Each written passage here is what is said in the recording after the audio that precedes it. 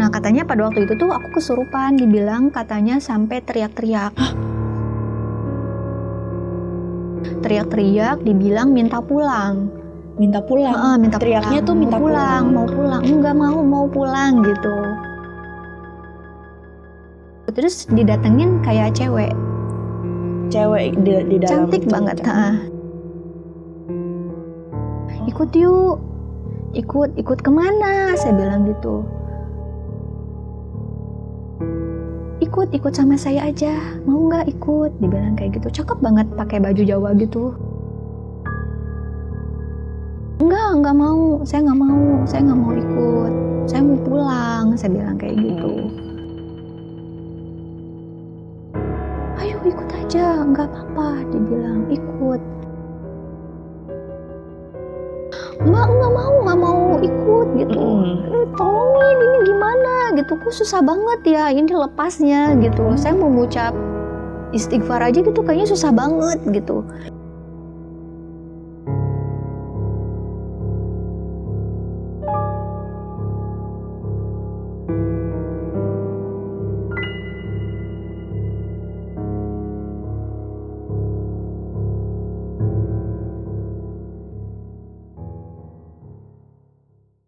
Assalamualaikum warahmatullahi wabarakatuh. Hai teman kisah, gue Rahel dan balik lagi di channel Kisah Pendaki. Hari ini gue kedatangan seorang pendaki wanita yang akan menceritakan kisah mistisnya selama di pendakian. Langsung aja kita sapa Kak Eka. Halo Kak Eka, apa kabar Kak? Halo Kak Rahel, baik alhamdulillah. Sehat terus ya Kak? Alhamdulillah. Kak Eka boleh perkenalan dulu buat teman-teman kisah yang mungkin belum kenal sama Kakak? Boleh. Ya, Assalamualaikum warahmatullahi wabarakatuh. Teman-teman kisah, perkenalkan ya, saya dengan Eka. Saya sebenarnya sih bukannya pendaki sih. Bukan pendaki sebetulnya, saya paling nggak suka sih sebenarnya bilang pendaki gitu ya. Saya cuman kebetulan hobi aja sih sebenarnya ngedaki gitu. Jadi saya Eka, asli dari Jakarta Barat ya. Hobi ngedaki udah lumayan lama sih, cuman start aktif lagi tuh sekitar tahun 2012 ya sampai dengan sekarang gitu. Kalau boleh tahu ada sosmed yang bisa dibagiin ke teman-teman kisah nggak Kak? Oh boleh ada Kak Rahel. Nanti mungkin teman-teman bisa untuk follow IG saya ya kalau berkenan. Nanti bisa dicek di @adlina_normae. Itu yang IG priority saya. Terus ada itu sih sebenarnya IG khusus buat ngedaki sih sebetulnya. Oh iya. Pengalaman naik gunung itu semuanya maksudnya di-share di situ semua di IG @adlina_normae ya. Terus yang kedua ada IG optionally, itu khusus sih buat jualan. Saya semua jualan kayak buat produk skincare kayak gitu. Oh skincare. Kalau teman-teman ada yang minat mungkin nanti bisa cek juga di IG kedua saya di Adlina_skincare store. Agak susah sih ininya. Oh oke, baik. Bisa dicek aja langsung ke store-nya Kak Eka dan dicek juga skincare yang ada di sana.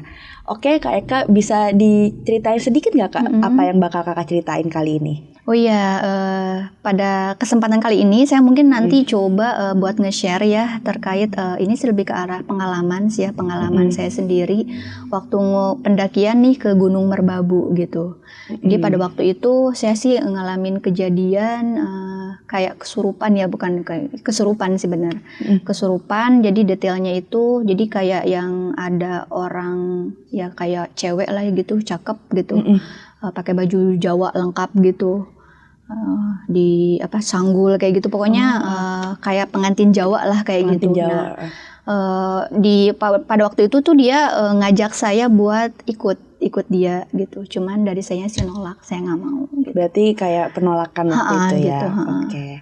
Jadi itu sih kejadiannya sih. Jadi kesurupan gitu pada waktu saat pendakian. Lebih tepatnya sih setelah summit ya. Gitu di pos bayangan di Camp 3 gitu. Oke. Sebelum lanjut, buat teman-teman kisah yang lagi nyari perlengkapan outdoor, bisa langsung aja dicek ke Angsana Outdoor dan jangan lupa untuk kepoin sosial medianya. Nah, buat teman-teman kisah yang udah penasaran, bisa langsung aja dengerin kisahnya.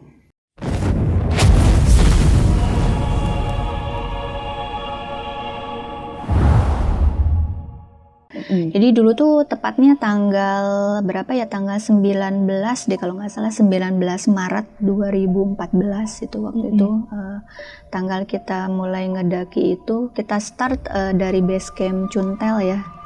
Dari base camp Cuntel, estimasi pertama sih ngambil, kita tuh ada rencana planning ngambilnya 2 hari 1 malam sih rencananya. Oh, 2 hari 1 malam. 2 hari 1 malam planningnya gitu, planning di awal. Cuman pada saat kesana karena kondisi nggak memungkinkan, akhirnya ngambil plan yang kedua, jadinya itu 3 hari 2 malam. 3 hari 2 malam. Jadi sempat istilahnya ngecamp, maksudnya 2 malam di atas gitu. Di atas, bukan di base camp ya, di pos kita pertama kali ngecamp gitu. Dulu kita tuh jalan berapa orang ya, kalau nggak salah total saya 3 anak, ber-9 ya kalau nggak salah total. Rame juga ya ternyata ya. Iya. Ber-9.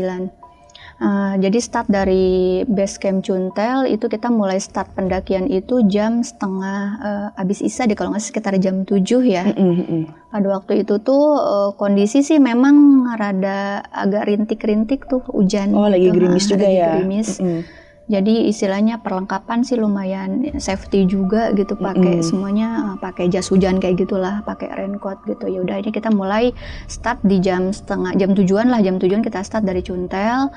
Akhirnya planning pertama sih sebenarnya kita pingin ngecamp itu di pos kalau nggak salah yang hampir deket ke pos pemancar sih sebenarnya. Oh iya. Itu kalau nggak salah di pos 5 apa pos berapa gitu, aku agak lupa juga ya. Cuman pada waktu itu posisi kan lagi hujan gerimis gitu ya, gerimis. Terus jam berapa ya, sekitar kita dari pos 1 itu nyampe jam 2 jam deh dari base camp ya, 2 jam itu udah nyampe pos 1. Terus 2 jam kemudian nyampe pos 2.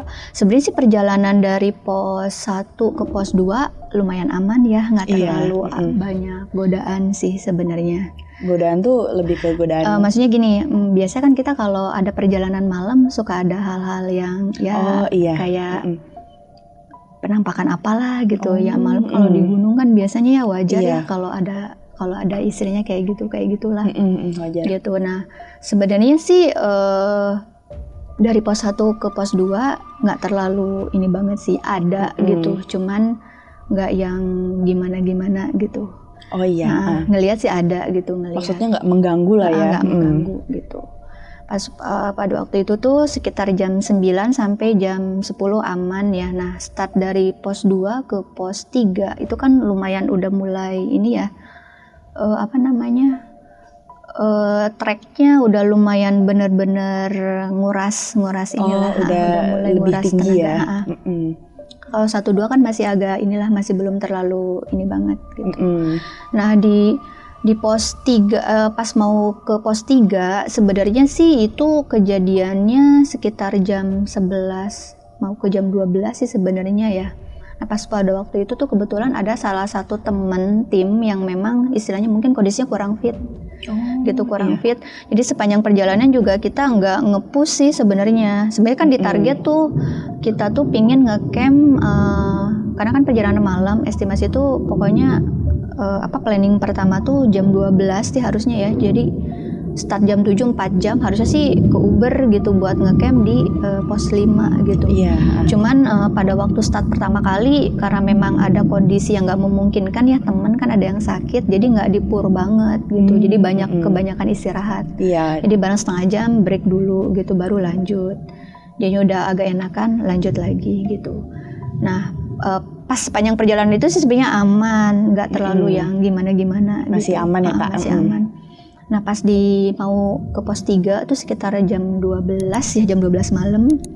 Saya tuh ini ngeliat temen saya kan yang paling depan itu Bang Ijep itu ya, posisinya kan ada Bang Ijep, terus ada Balia, terus saya ketiga kan. Di belakang lagi ada rombongan yang lain tuh 6 orang gitu. Terus ada teman saya juga Mbak siapa ya namanya tuh, Pak Uli apa siapa gitu yang sakit itu. Dia di barisan kelima lah, deretan kelima gitu di belakang saya gitu.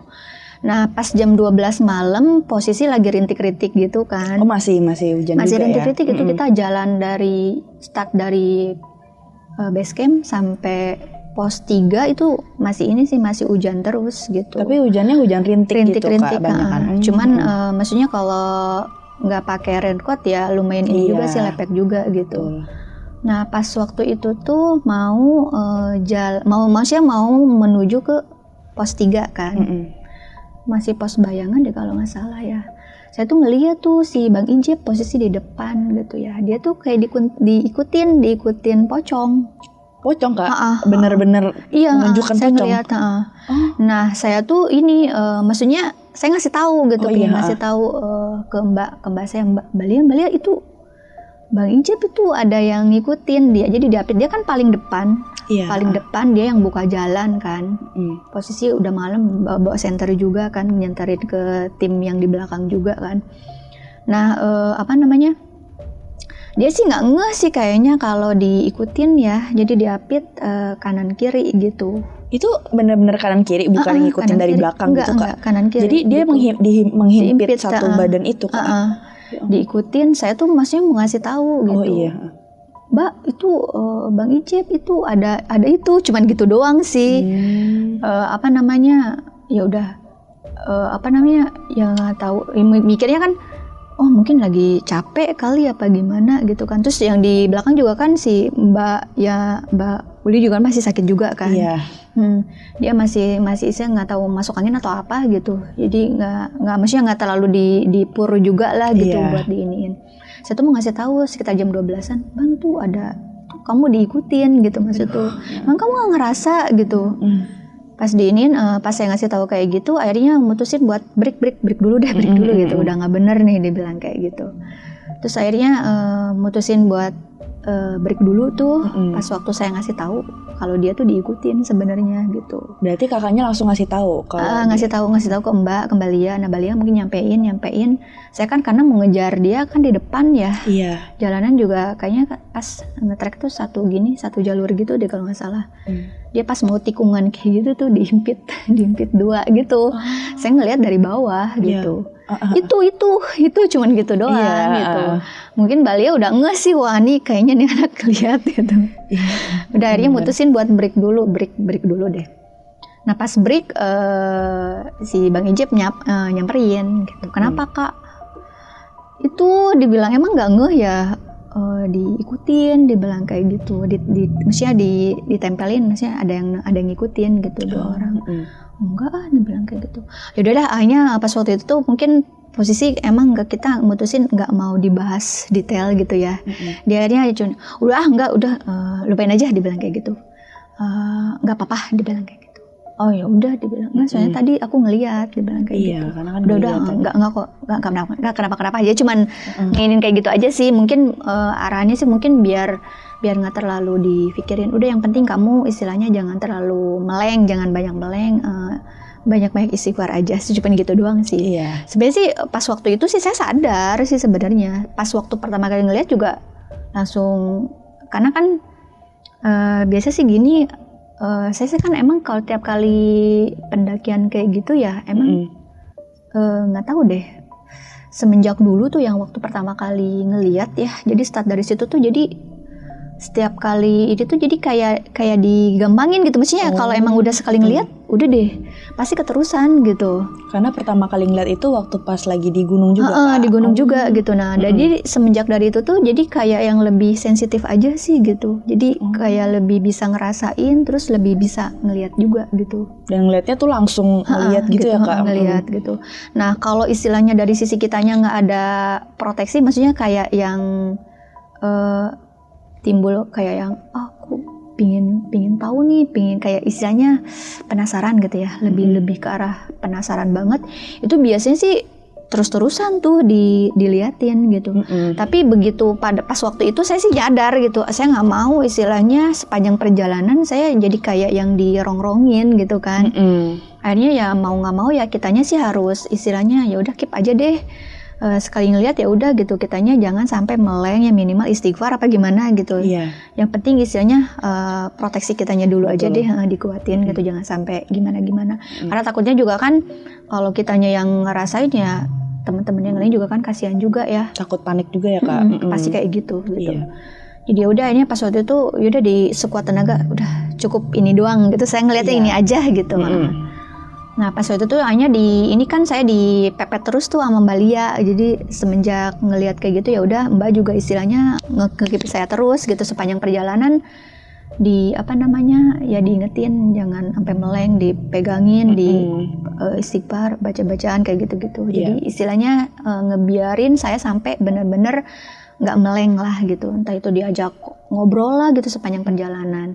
Nah itu kan posisi jam 12 malam ya, terus hujan juga. Nah semenjak kejadian itu, akhirnya tim itu mutusin gitu untuk nggak nerusin perjalanan. Turun akhirnya? Enggak, bukan belum. Maksudnya nggak mutusin lanjut gitu. Kita kan planning di awal kan tadinya rencana mau camp itu di pos mau deket ke pos pemancar deh kalau nggak salah. Oh iya. Pos 4 apa pos 5 gitu, saya agak lupa juga sih. Nah pas waktu itu tuh kadang kan nggak memungkinkan, terus ada teman yang lagi sakit juga kan, terus aku juga ngeliat gitu kan. Nah akhirnya si Bang Ijep sebagai ketua rombongan dia juga nggak berani buat istilahnya lanjut gitu. Akhirnya kita mutusin tuh buat ngecamp di pos 3 deh kalau nggak salah itu. Setelah saya ngeliat paling jalan sekitar 15 menitan lah, kita nemu ada istilahnya buat camp ya, buat ngebangun tenda. Ya udahnya kita mutusin buat ngecamp di situ. Pokoknya setelah kejadian itu langsung setelah ngelihat karena ya? Kan istilahnya kondisi fisik teman-teman yang lain juga kayaknya sih emang nggak memungkinkan gitu buat dilanjut. Akhirnya kita ngecamp di situ. Selama ngecamp sih nggak ada kejadian aneh-aneh sih sebenarnya gitu, lancar kayak biasa. Ya udah yang ngecamp di pos 3. Nah paginya sekitar jam 9:30 ya. Jam 9:30 kita udah mulai lanjut tuh buat summit buat summit lah. Kita start itu jam 9:30 pagi. Gitu. Aman, sepanjang malam aman, nggak ada apa-apa. Masih aman. Aman. Karena waktu itu posisi kita juga udah capek banget, abis bikin tenda, udah langsung istirahat. Karena kan buat nyiapin tenaga ya buat besokannya gitu summit. Gitu udah aman sih sepanjang malam. Nah paginya 9:30 kita start ya dari pos 3, lanjut ke pos 4, ke pos 5 sampai ke pos pemancar ya. Itu kan pos pemancar kalau nggak salah itu sekitar 2 jaman ya. Udah mulai deket-deket gitu ke puncak gitu. Nah pas waktu di sepanjang perjalanan sih sebenarnya karena kan itu posisi pagi ya, pagi sih nggak terlalu gimana gitu dan lumayan rame juga sih sebenarnya. Oh ya udah lumayan rame ya. Waktu itu rame banget karena banyak yang pendaki lain juga sih sebetulnya. Pas waktu itu tuh tanggal itu tuh kayaknya lagi lagi full kayaknya sih, lagi full. Iya. Jadi rame lah gitu, nggak terlalu nggak sepi gitu, nggak sepi. Iya, jadi banyak temennya ya kak ya. Gitu. Sepanjang perjalanan kita istilahnya saling nyapa sama pendaki yang lain juga gitu. Cuman posisi istilahnya yang lain turun ya selesai summit, kita malah yang summit gitu. Sebenarnya sih kita kesiangan ya sebenarnya. Start 9:30 tuh kesiangan gitu. Nyampe pos pemancar itu sekitar jam 1 deh kalau nggak salah. Jam 1-an ya pos pemancar. Jam 1. Sebenarnya sih dari situ ada tim lain sih, teman-teman sih kalau nggak salah 4 orang yang mereka nggak lanjut. Oh gitu. Itu mereka nggak lanjut. Turun. Iya, mereka mutusin nggak lanjut buat summit gitu. Oh, nggak lanjut summit. Mereka break aja tuh di pos pemancar. Dari situ sih sebenarnya sih karena kita kan saya istilahnya pada waktu itu kan ngedaki pertama kali ya ke Merbabu tuh. Oh itu pertama kali Pertama kak? kali betul. Walah. Jadi istilahnya spiritnya masih gede banget gitu ya. Masih penasaran masih ya penasaran kak? gitu, penasarannya masih tinggi gitu. Nah teman-teman ada 4 orang tuh yang mutusin nggak summit. Karena kan mereka ngelihat dari sisi fisik sih, ke fisik mereka kayaknya sih udah nggak bisa gitu, takutnya kan gimana ya udah mereka mutusin nggak lanjut gitu. Tapi kalau emang kalian pingin lanjut ya monggo gitu, nggak apa-apa. Paling sih mereka nungguin kalau emang istilahnya kelamaan ya paling turun duluan gitu. Mereka ke ke tempat camp waktu yang bangun tenda gitu di pos 3. Ya udahnya sisa berenam deh kalau nggak salah, berenam apa bertujuh gitu. Kita lanjut buat summit, buat summit lagi dari pos pos bayangan ya, itu sekitar jam 1 deh kalau nggak salah. Posisi sih nggak terlalu ini juga ya, agak adem juga sih pas waktu itu tuh, agak berkabut sih. Berkabut. Karena mungkin tapi nggak hujan gitu. Oh iya. Nggak hujan. Ya, ini lanjut biasa sih ya kan. Nah, pas waktu itu tuh saya mau start dari pos bayangan. Kan kalau nggak salah ada pos sebelum yang tanjakan apa tuh? Kalau lewat Cuntel itu kan kalau yang mau ke puncaknya ya, itu kan ada kayak kayak jembatan tanjakan setan. Bukan tanjakan setan sih, yang kayak melipir gitu tuh. Nah, saya sebelum itu tuh ada tuh kayak pos yang batu-batuan gitu ya. Nah, di situ tuh saya nemu ngeliat ada tongkat ya. Nemu tongkat. Tongkatnya gitu. tuh tongkat gimana Kak? Tongkat kayu. Cuman bagus banget gitu. Maksudnya kayak bukan yang kayak habis tongkat, maksudnya maaf Kak, bukan kayak tongkat sapu gitu, bukan? Bukan. Beda banget. Tongkat kayu ya, cuman kayak orang yang habis kayak yang orang sengaja dibikin kayak tongkat gitu. Oh iya. Ada kayak buat handle-nya gitu atasnya. Nah, saya tuh ngelihat tongkat itu di bawah batu-batu kan, ngelewatin kan sebelum posisi itu sebelum yang pertigaan yang buat summit ke atas tuh yang ada tanjakan tuh kayak melipir gitu tuh. Jalannya tuh cuma itu doang gitu. Saya agak lupa tuh bilangnya tanjakan setan apa gitu. Nah, sebelum itu ada batu-batuan. Nah, ngelihat ada tongkat gitu ngumpet. Nah, saya nggak mikir panjang sih, nemu tongkat. Saya mikirnya, wah lumayan nih buat buat dibawa turun. Soalnya kan saya tuh suka ada keluhan ya, setiap kali naik gunung tuh pasti yang susah tuh turunnya gitu. Iya benar. Pas turun tuh pasti susah banget kalau nggak ada yang nyanggah gitu. Nah, saya nggak mikir panjang, saya ambil aja tuh tongkat gitu. Nggak pada waktu itu nggak permisi sih sebenarnya gitu, nggak permisi. Saya cuma langsung ambil aja gitu di itu. Ya udah saya bawa buat istilahnya. Karena kan kebetulan waktu itu nggak bawa trekking pole, nemu tongkat itu ya udah saya ambil aja gitu. Iya. Wah lumayan nih buat nanti kalau seandainya turun atau enggak, saya kan itu kebetulan kan belum summit ya, ini saya bawa tuh tongkat itu sampai summit. Oh, sampai summit dibawa tongkatnya? Sampai dibawa. Jadi ya udah dipakai buat ini aja jalan gitu. Udah dibawa aja. Nyampe atas summit tuh sekitar jam 3:30 deh kalau nggak salah kita nyampe puncak. Nyampe puncak 3:30.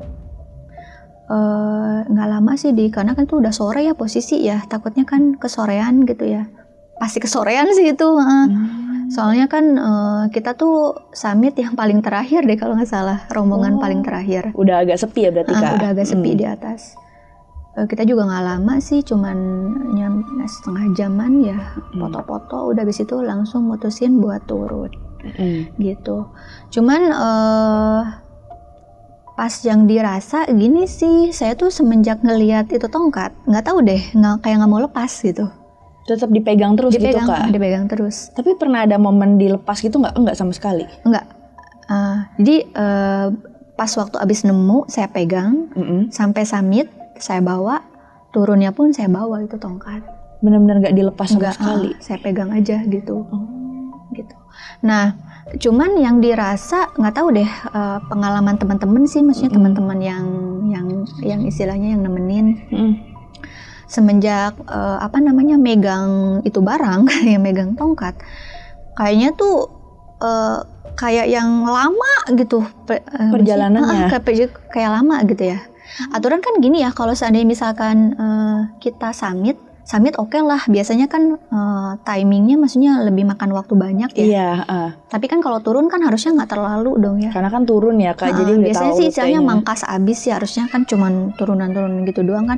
Apalagi treknya di Merbabu juga waktu turun juga harusnya sih landa. Maksudnya emang benar-benar turun gitu. Kita juga istilahnya bisa lari kayak gitu lah. Iya benar. Gitu. Itu posisi sih harusnya sih gini, estimasi turun 3:30. Harusnya tuh minimal jam 5 lah harusnya udah nyampe pos pemancar gitu. Iya. Harusnya ya. Jam 5 terus udah nyampe pos pemancar. Karena kan dikhawatirin gini, kita ngejar tuh mau nggak mau harus nyampe pos pemancar itu sebelum maghrib. Karena apa? Takutnya kalau sebelum maghrib kita takutnya tuh nyasar gitu. Iya. Salah jalur lah apa. Karena kan waktu itu kebetulan pembagian kalau nggak salah rute kita kan turun harusnya kan nggak lintas ya kemarin tuh. Jadi naik Cuntel, turun juga Cuntel gitu. Iya.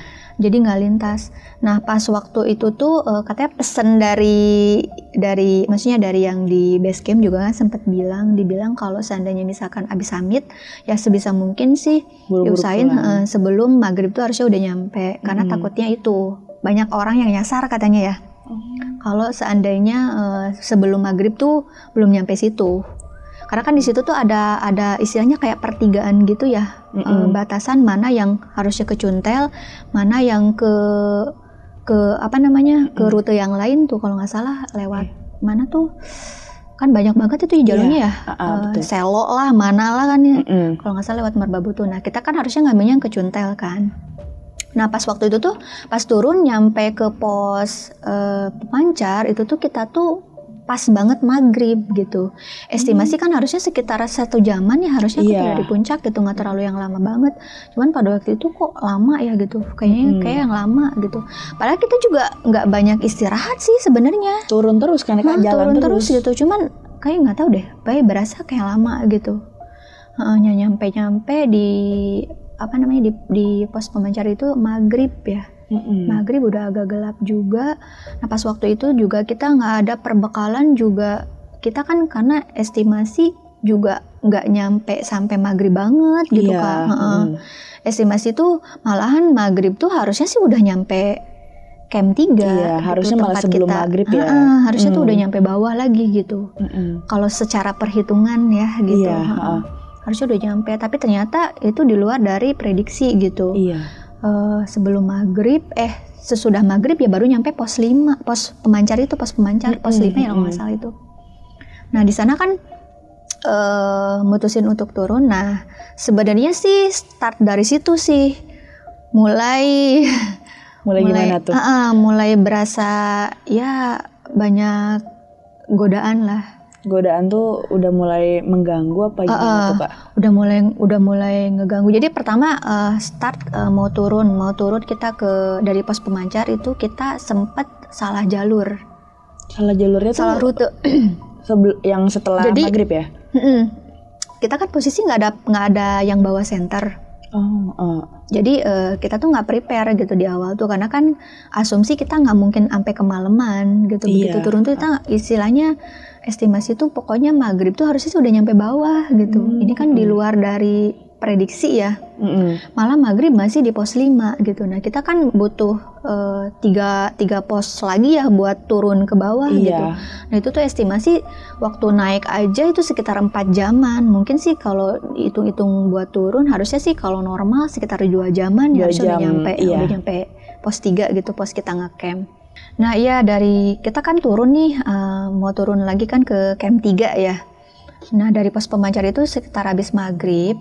Nah itu udah mulai berasa tuh yang ya nggak enak lah, suasananya udah mulai mencekam atau gimana? Iya udah mulai nggak enak lah. Saya juga pribadi sih nggak tahu emang mungkin karena kelelahan apa gimana gitu, udah mulai berasa ini juga sih nggak nyaman gitu. Udah feeling sih udah pasti nih ada apa-apa nih gitu, pasti kayak gitu.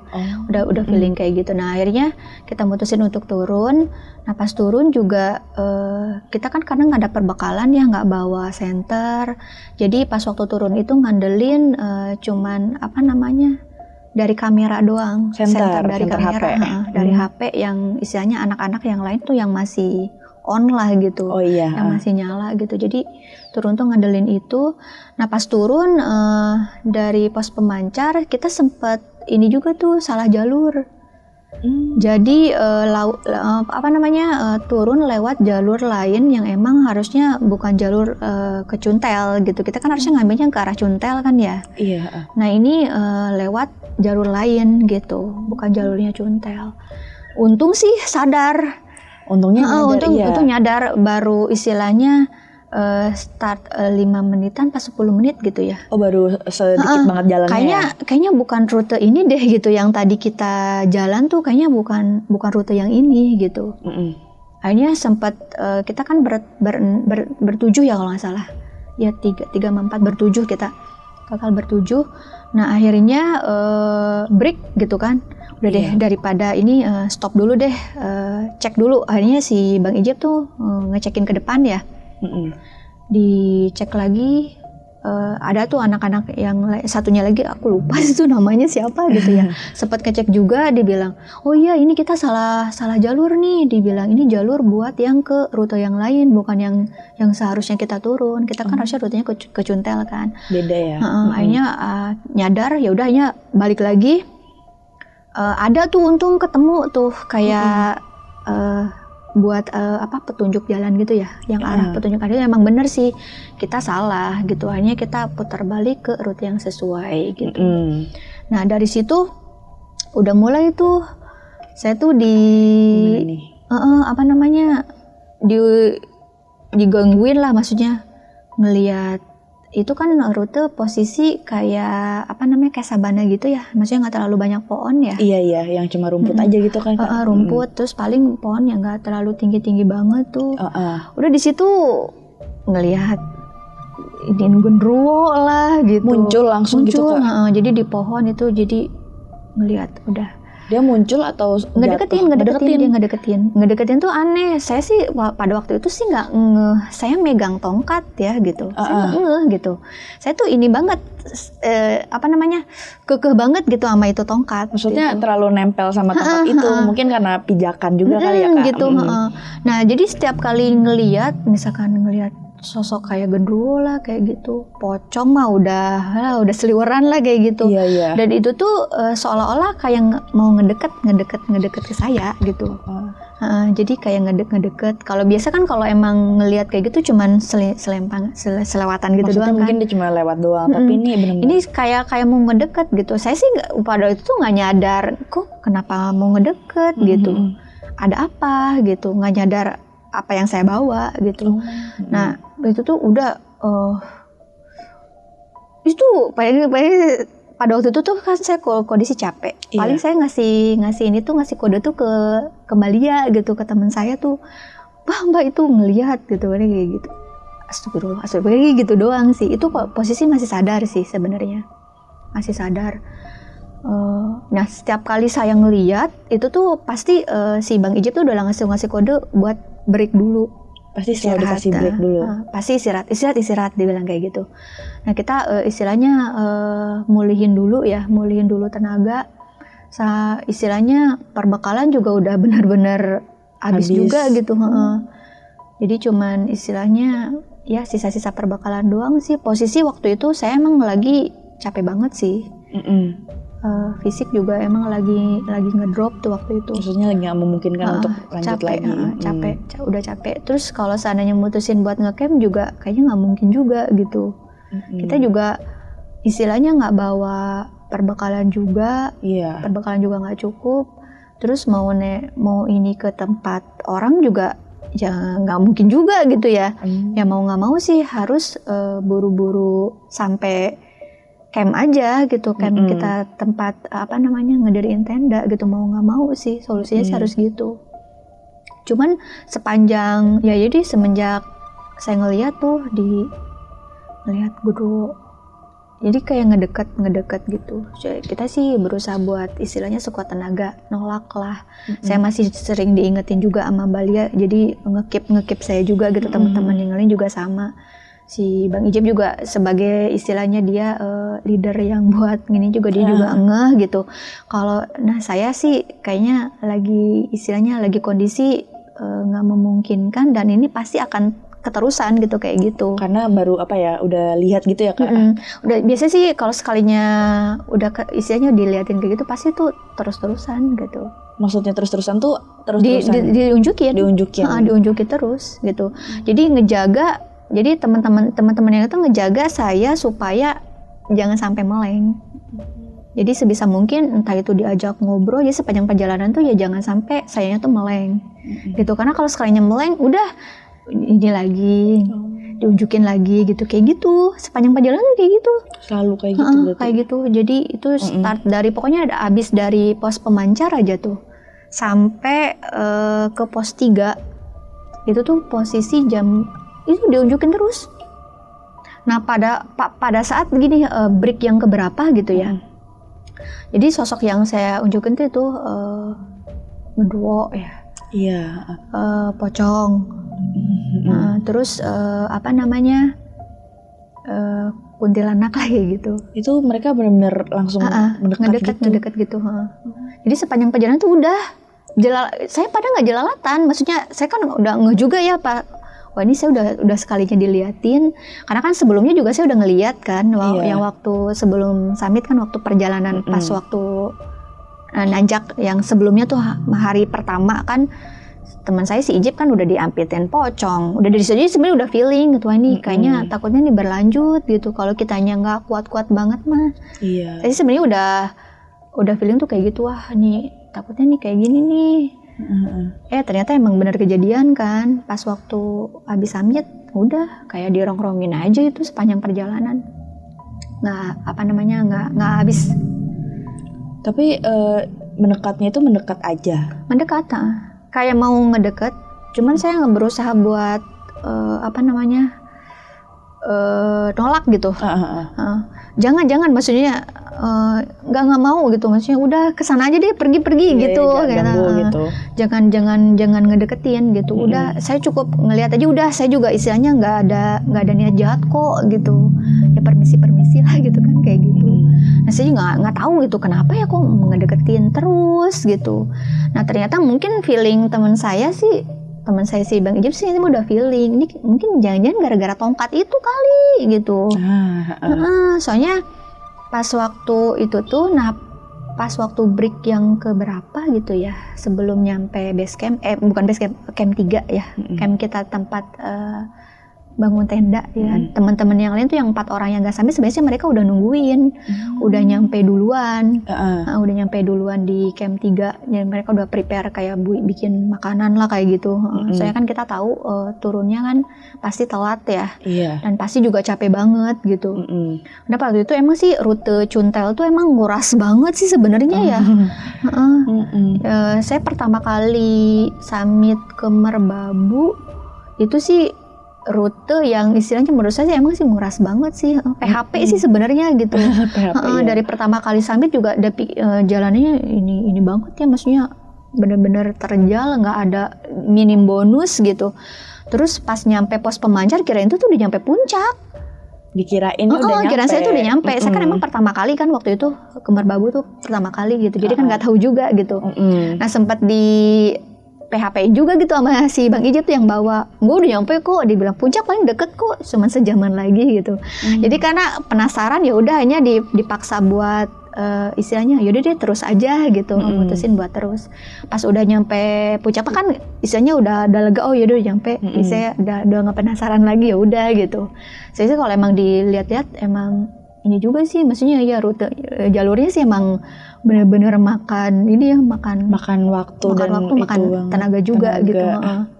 Jadi kalau kitanya nggak bener-bener fisiknya nggak fit banget ya nggak, ini sih nggak kuat gitu sebenarnya.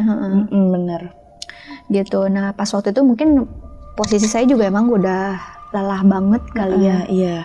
Stamina juga udah nggak bener. Break yang keberapa gitu. Nah si Bang Ijip udah feeling ini kayaknya gara-gara itu tuh.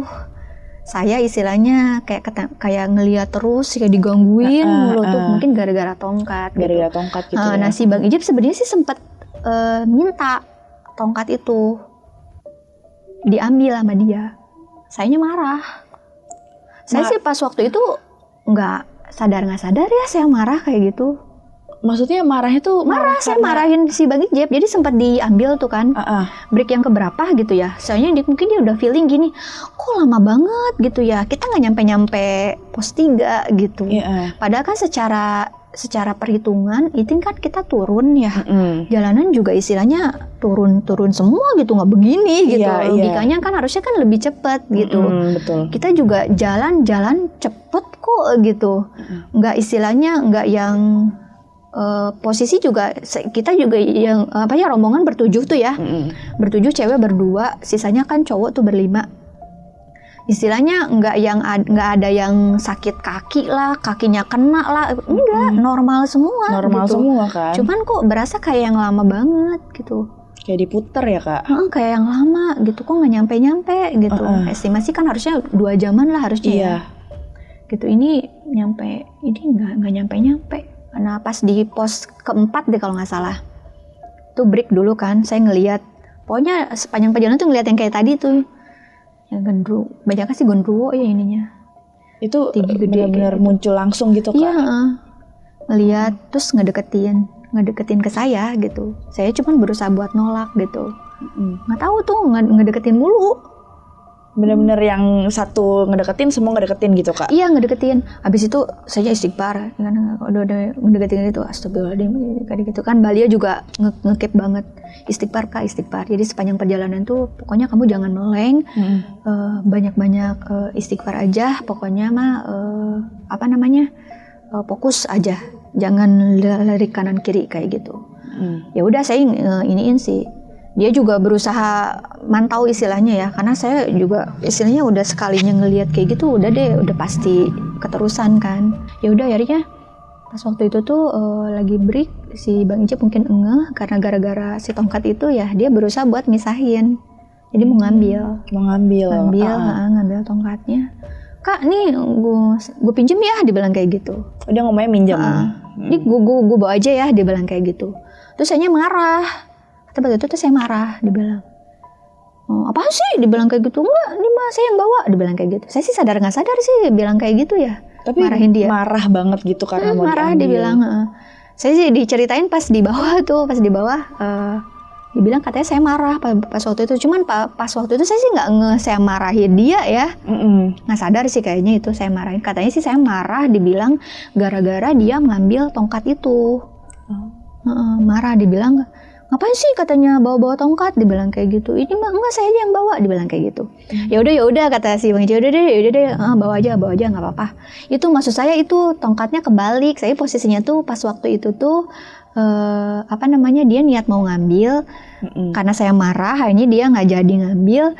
Nah pas kebenaran posisi tongkatnya tuh kebalik gitu. Aturan kan yang ininya di atas ya, ini ketukar gitu. Jadi udah aja sih Bang Ijep cuman bilang gini, udah ya deh kamu yang bawa, cuman itu kebalik, dibilang kayak gitu. Oh ya udah, dibilang kayak gitu. Udah, saya sih sadar nggak sadar ya, maksudnya marahin dia gitu. Ya nggak sadar, maksudnya iya sadar nggak sadar sih, saya perasaan nggak marahin dia gitu. Iya, kayak merasanya tuh nggak marahin, tapi marahin. Dibilang ya udah lanjut lagi tuh dengan posisi ya kayak gitu. Itu sepanjang perjalanan ya gitu aja sih. Katanya kalau yang nggak meleng dikit udah diunjukin, meleng dikit diunjukin gitu. Sampai akhirnya pas nyampe tuh di camp 3 itu jam berapa ya? Udah malam banget deh. 10-an deh kalau nggak salah itu lama banget tuh, estimasi harusnya 2 jam gitu ya nyampe camp 3. Ini kita sampai 4 jam deh kalau nggak salah itu baru nyampe camp 3. Posisi aku udah yang kecapean banget, udah yang nggak ini, dibopong juga tuh pas waktu itu tuh sama Mbak Lia, karena Mbak Lia kan megangin tuh sepanjang jalan. Pasti setiap kali aku ngelihat kan aku pasti teriak tuh. Oh gitu. Mbak itu aduh ngeliat tuh kayak gitu. Jadi ininya tuh jadi langsung ngasih tahu ya kalau ngasih tahu. Dan posisi sih pas waktu ngelihat kayak gitu tuh aku juga boro-boro inget istighfar kayak gitu ya, kalau lagi ini mah ya capek gitu ya. Kalau nggak ada yang ngingetin gitu. Jadi ya udah meleng dikit gitu lagi, meleng dikit gitu ngelihat. Udah ya sampai pos 3 tuh kayak gitu. Selalu kayak gitu ya kayak itunya. Nyampe di pos 3 maksudnya bener-bener istilahnya udah drop banget. Akhirnya aku dibawa tuh sama Mbak Lia, langsung dimasukin ke tenda. Terus yang lain kan udah nyiapin makan ya, dikasih minum tuh, dikasih teh. Nah pas waktu itu aku udah nggak sadar sih sebenarnya. Udah dimasukin ke tenda, udah blek aja. Pokoknya tidur aja, nggak sadar. Yang ada di bayangan aku mah ya pas waktu itu tuh ada yang ngajak. Katanya waktu itu tuh aku kesurupan, kata Mbak Lia, pas aku kan dimasukin ke tenda. Itu berarti nggak sadar itu? Aku nggak sadar sih sebenarnya. Pas waktu itu seingat aku mah udah aku dibawa ke tenda, udah aja. Udah dibawa ke tenda, habis itu udah nggak tahu apa-apa. Udah nggak tahu apa-apa. Nah katanya pada waktu itu tuh aku kesurupan, dibilang katanya sampai teriak-teriak. Itu teriak-teriak cerita dari Mbak Lia, dibilang kayak gitu. Jadi aku tuh kesurupan, teriak-teriak, dibilang minta pulang. minta pulang. Minta Teriaknya pulang. tuh minta pulang. Mau pulang, enggak mau pulang gitu. Yang aku rasain ya, mungkin pas itu aku teriak-teriak kayak gitu. Nah, Iya. yang aku rasain tuh aku tidur, aku terus didatengin kayak cewek di dalam cantik itu. banget.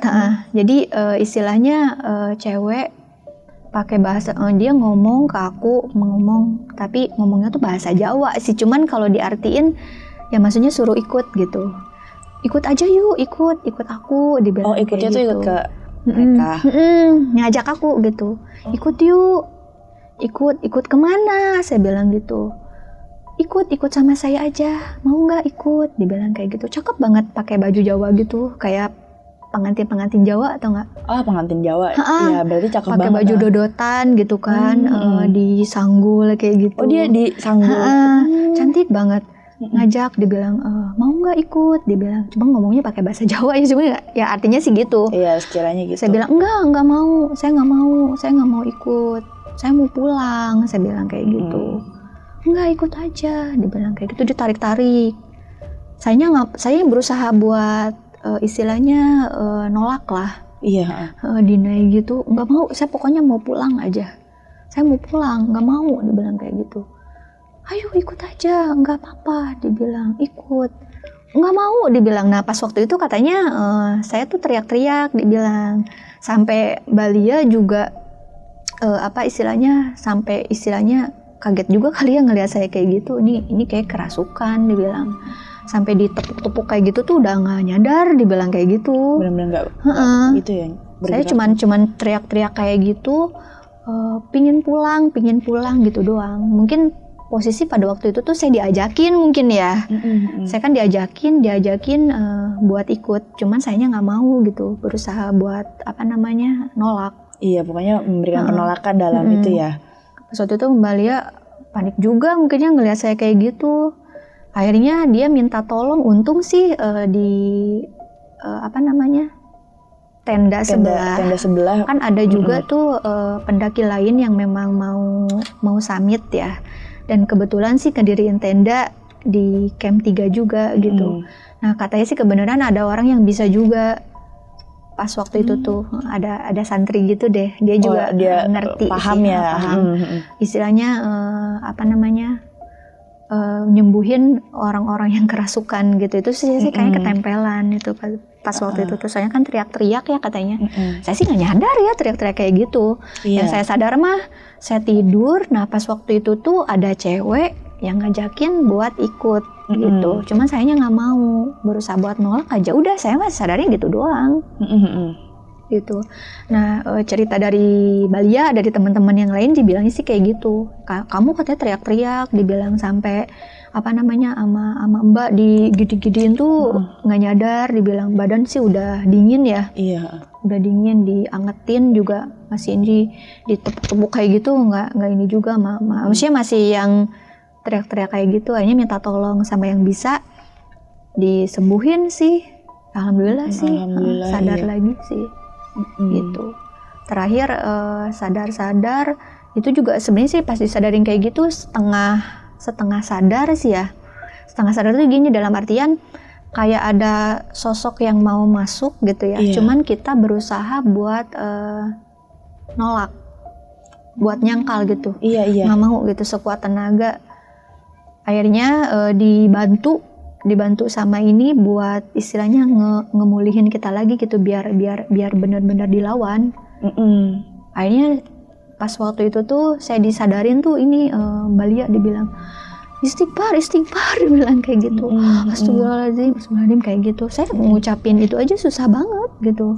Karena masih ketempelan dan masih dikendalikan mau bilang gitu kayak ya. gitu aja tuh susah gitu. Yang saya rasain tuh saya berusaha buat ada orang yang mau masuk, saya berusaha sekuat tenaga buat nolak.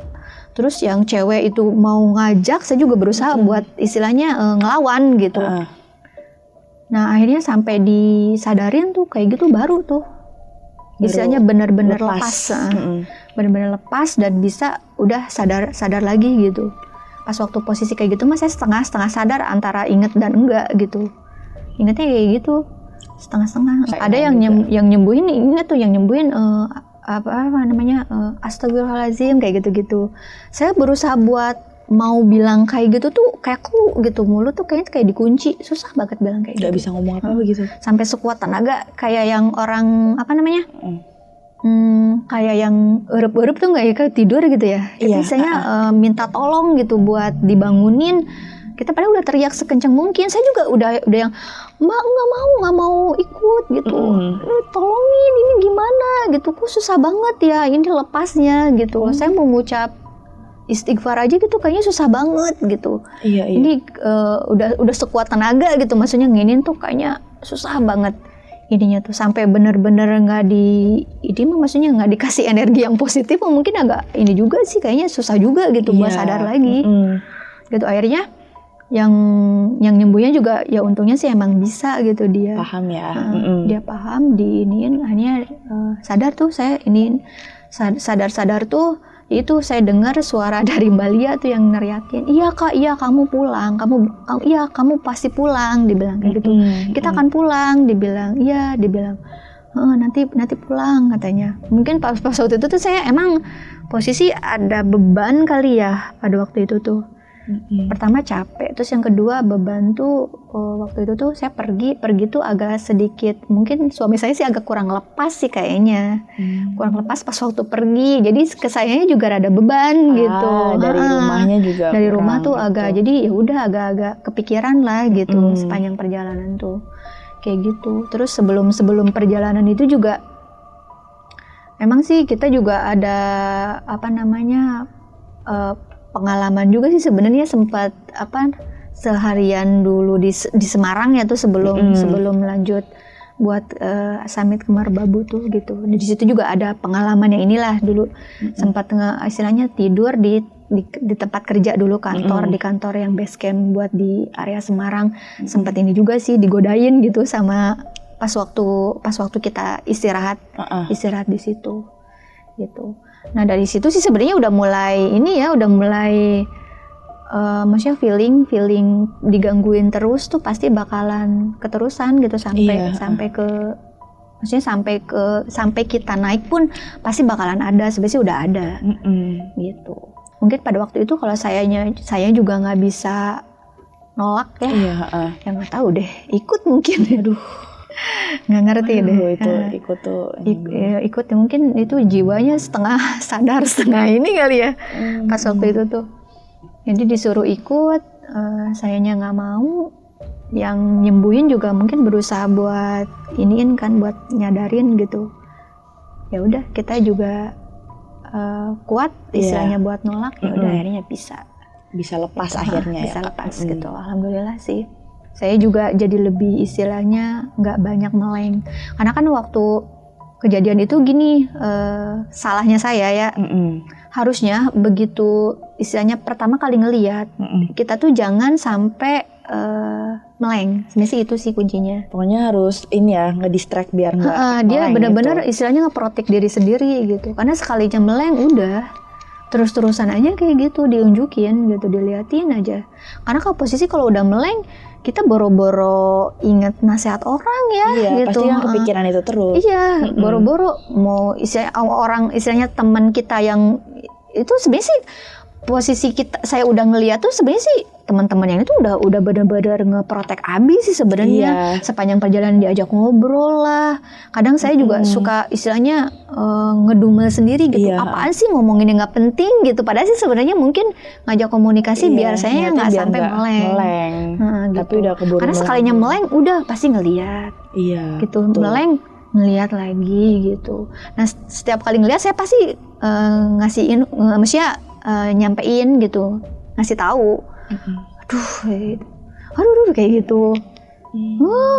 Apalagi sih tuh kayak gitu. Pokoknya ada inilah yang memberikan informasi biar itu ya. Nah setiap kali ngeliat pasti break dulu gitu, istirahat dulu, lanjut lagi 5 menit, bareng 5 menit istirahat, lanjut lagi gitu. Mungkin gara-gara si tongkat itu sih mungkin ya. Karena posisi tongkat itu tuh sampai saya kesurupan, saya lepas tuh tongkat, saya langsung masuk ke dalam kan. Dilepas tuh. Katanya sih si Bang Ijib sempat ngumpetin tuh. Oh, diumpetin? Sempat diumpetin, dibilang sama dia dipegang karena udah feeling nih gara-gara ini nih kayaknya gitu kan. Kayak yang dibuka aja gitu, semuanya kayak yang ngikutin gitu. Sempat diupetin sih katanya sama dia. Nah pas bangun paginya saya nyariin lagi, ketemu lagi Tongkatnya. saya pegang lagi paginya. Tapi nggak kenapa-napa? Nggak tahu deh, saya nggak posisi paginya sadar sih, nggak yang gimana-gimana. Istilahnya kondisi stamina juga udah mulai lumayan pulih lah dibanding yang sebelum-sebelumnya gitu. Jadi udah mulai segar lagi lah gitu. Kita juga udah jangan kayak gitu Kak, dilawan kayak gini-gini. Udah itu mah pengalaman ini ya. Selama masih di atas masih kita nggak terlalu yang istilahnya nge-explore detail gitu ya. Soalnya kan masih agak-agak ini ya, masih agak-agak takut gitu. Iya benar. Paling cuman anak-anak sih ngingetinnya udah jangan terlalu banyak meleng ya, dibilang kayak gitu. Ingat aja baca-bacaan aja kayak gitu-gitu sepanjang jalan. Pokoknya jangan sampai meleng. Yang penting kamunya juga jangan sakit, istilahnya stamina juga fit, nggak bakalan kenapa-kenapa kok, dibilang kayak gitu. Ya udah ya, pas nyampe base camp tongkatnya jangan dibawa pulang ya, taruh di ini aja, di base camp aja, dibilang kayak gitu. Oh ya udah, akhirnya mungkin karena takutnya karena gara-gara itu juga gitu. Pas waktu itu juga ditanya sih sama si Bang Ijep, emang kamu nemuin tongkat itu di mana? Dibilang kayak gitu. Yaudah di bawah kan apa yang kita lihat di atas tuh udah dibuka tuh semuanya. Karena pas waktu di atas sih kita belum berani buat nanya-nanya panjang lebar gitu. Kalau di atas belum bisa. Soalnya kan masih agak ini ya, masih belum kondusif lah mungkin ya. Benar. Kalau di bawah kan udah nyaman lah gitu, istilahnya udah nggak ada yang dituju juga gitu. Oke Kak, itu tadi dari cerita Kakak ya. Ini aku ada beberapa pertanyaan untuk yang kejadian tadi itu. Yang pertama, itu kan itu ya Kak, Kakak kan megang tongkat sepanjang dari summit itu kan, pegang tongkat dan gak dilepas sama sekali. Sampai di camp 3. Iya, pokoknya sampai akhirnya beberapa makhluk itu akhirnya mendekati Kakak gitu. Itu sebenarnya ini gak sih Kak, dari makhluk-makhluk itu atau mungkin dari kejadian Kakak yang Kakak ketempelan itu, ada gak sih dari mereka yang membahas segi tongkat itu Kak? Enggak sih sebenarnya. Jadi lebih ke arah, jadi mereka kayak ngedeket gitu, terus kayak mau masuk ke saya ya. Cuma saya kan berusaha buat nolak nih. Jadi kalau tongkat tuh udah beda lagi ya Kak dari yang itu. Cuman ngedeket aja gitu. Nggak tahu, saya juga nggak ngerti kenapa kok ngedeketin. Dari awal perjalanan yang pocong itu sampai itu berarti udah mulai mendekati gitu Kak. Gitu. Nah terus kalau yang pocong mah posisi kan bukan saya ya, ngedeketinnya teman kan, si Bang Ijip kan yang diapit gitu, yang diapit pocong itu. Nah yang ngedeketin saya tuh yang posisi setelah saya megang tongkat pas mau turun ke camp 3 kan, ke tempat tenda yang buat ngedirin tenda, tempat kita bermalam lah gitu. Nah sepanjang perjalanan itu tuh durasi harusnya kan estimasi sekitar paling lama tuh 2 jam ya, harusnya kan udah nyampe ya. Udah nyampe camp 3 ini kayaknya lebih dari 4 jam deh kalau nggak salah tuh baru nyampe itu bawah. Itu 4 jam Kak? Iya, lama banget itu nyampenya. Padahal 2 jam Kak? Makanya, padahal kan jalanan kita juga nggak banyak, maksudnya posisi teman-teman yang lain nggak ada yang sakit gitu ya, kaki ada yang keseleo lah apalah. Biasa kan kalau ada yang kayak gitu otomatis memperlambat juga kan gitu. Ini enggak gitu, sehat semua gitu, dipur malahan. Tapi kok perasaan kayaknya lama banget gitu, lama banget nyampenya. Ya mungkin pas diiniin di bawah setelah ditelus-telusin mungkin ya gara-gara itu kali ya. Gara-gara megang tongkat itu mungkin. Berarti kan spekulasinya karena tongkat sampai di bawah juga gitu ya ngomongnya. Ya gitu. Soalnya abis dari megang itu sih emang kayaknya berseliweran, maksudnya iya terus-terusan gitu. Iya, terus-terusan. Kalau kitanya nggak sadar-sadar udah.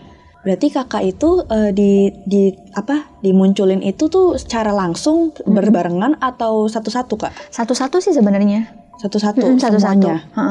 Jadi nggak yang brok gitu semuanya, enggak. Soalnya satu-satu. Kan yang itu kan mungkin kayak kayak mungkin karena kan ngelihat gitu. Ngedeket gitu kan, kitanya kayak gitu disadarin kan sama teman-teman kan, itu istighfar kayak gitu, sadar lagi biasa lagi ya kan. Jalan lagi ngelihat lagi gitu lagi, disadarin ya kayak gitu aja Siklusnya terus-terusan. benar-benar yang sadar kena gitu ya Kak. Cuman gitu. memang banyak sih ya itunya.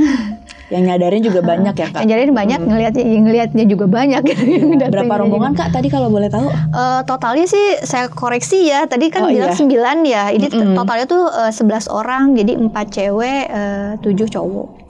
Oke, terus yang terakhir nih Kak, kan Kakak bilang katanya sempat ini ya Kak, sempat belum izin terlalu dalam. Gimana sih maksudnya belum terlalu ini ke Nggak suaminya? lepas gitu maksudnya pas waktu jalan itu. Sama suaminya itu. Nah itu berarti sebelumnya juga sebelum perjalanan dan setelah ada di itu gunung juga ada firasat buruk juga Kak atau gimana? Sempet sih ya ada feeling yang nggak enak gitu. Cuman kita mikirnya gini. Apa namanya? Yang penting saya udah dapet izin penuh deh dari suami gitu. Yang penting dia udah ngebolehin ya udahlah di sana ya kita lepas aja gitu. Saya juga nggak ngerti ya pas waktu itu suami saya juga nggak tahu ngelepas bener-bener lepas, nggak tahu emang masih ada ganjelan gitu kan, nggak tahu juga gitu. Pas waktu itu saya cerita sih, oh saya ada kejadian nih gini di Merbabu. Oh ya pas diselidiki ternyata dia juga emang dibilang dia nggak terlalu lepas juga katanya pas waktu pergi tuh. Ya kan sempet diiniin kan, saya istilahnya di janjinya tuh kan harusnya berangkat tuh hari Jumat ya. Naik kereta yang istilahnya jalan tuh hari Jumat. Saya malah dikasih tahu hari Kamis, jadi kita tuh udah jalan 1 hari sebelumnya gitu. Nah akhirnya kita seharian tuh nganggur tuh 1 hari Kamis tuh kan kita udah nyampe ya. Udah nyampe Semarang kan. Nah janjian sama rombongan lain tuh memang di Semarang. Kita udah nyampe duluan tuh hari Kamis. Padahal mereka baru nyampe besokannya gitu hari Jumat. Akhirnya kita lontang-lantung tuh sehari di Semarang. Akhirnya mutusin nyari nggak nyari penginapan sih, kebenaran waktu itu tuh ada kantor regional kita kan di Semarang tuh di tempat kerjaan. Ya udah akhirnya tidur di kantor. Baik Kak Eka, mungkin Kak Eka ada pesan-pesan yang mau disampaikan buat teman-teman kisah? Boleh. Mungkin pesan dari saya sebenarnya sih kalau seandainya misalkan teman-teman ada yang memang mutusin atau ingin istilahnya explore alam ya, dalam hal istilahnya mau mendaki atau apapun gitu. Jadi hal yang pertama sih sebenarnya harus dapat izin full dulu mungkin ya, itu mungkin entah dari orang tua kalau emang seandainya yang masih belum berkeluarga ya. Kalau udah berkeluarga mungkin dari izin dari suami kayak gitu-gitu. Itu harus sudah benar-benar harus dapat izin full gitu. Jadi ketika kita ngelakuin istilahnya ekspedisi kemana gitu ya, summit kemana gitu, benar-benar lepas gitu ya selama perjalanan itu.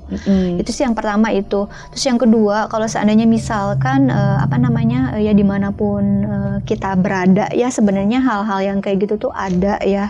Cuman pinter-pinternya kitanya aja sih buat istilahnya menempatkan diri ya. Jangan sampai istilahnya kayak tuh muncul kayak istilahnya takabur lah gitu. Arogan gitu kayak gitu, sok-sok pingin bisa lah, pingin tahu lah gitu. Sebenarnya sih kalau emang itunya bisa dijaga harusnya sih aman ya gitu. Pintar-pintarnya kita aja sih menempatkan diri gitu ya, dan tahu adab aja gitu. Jadi jangan terlalu nantangin sih sebenarnya ya kalau seandainya pergi-pergi kayak gitu terus sampai ngelihat yang aneh-aneh gitu kayak gitu-gitu. Sebenarnya sih pintar-pintar kitanya aja. Selama bisa ngeprotek diri sendiri harusnya sih aman gitu. Baik teman kisah, itu dia kisahnya dari Kak Eka. Hikmah yang bisa kita ambil dari kisahnya adalah jangan lupa untuk mengantongi banyak izin dari keluarga, karena disitulah kita akan dilindungi dari izinnya. Dan kemudian kita juga harus humble dengan lingkungan kita, karena disitu juga lingkungan yang akan melindungi kita. Oke, baik Kak Eka, terima kasih banyak ya udah datang ke Kisah Pendaki. Moga nggak kapok dan sehat selalu ya Kak. Thank you. Terima kasih banyak teman-teman kisah yang udah nonton. Jangan lupa untuk like, comment, subscribe, and share juga video ini ke teman-teman kalian. Dan jangan lupa untuk nyalain loncengnya biar nggak ketinggalan video-video selanjutnya. Baik teman kisah, sekian untuk video kali ini. Terima kasih banyak. Wassalamualaikum warahmatullahi wabarakatuh.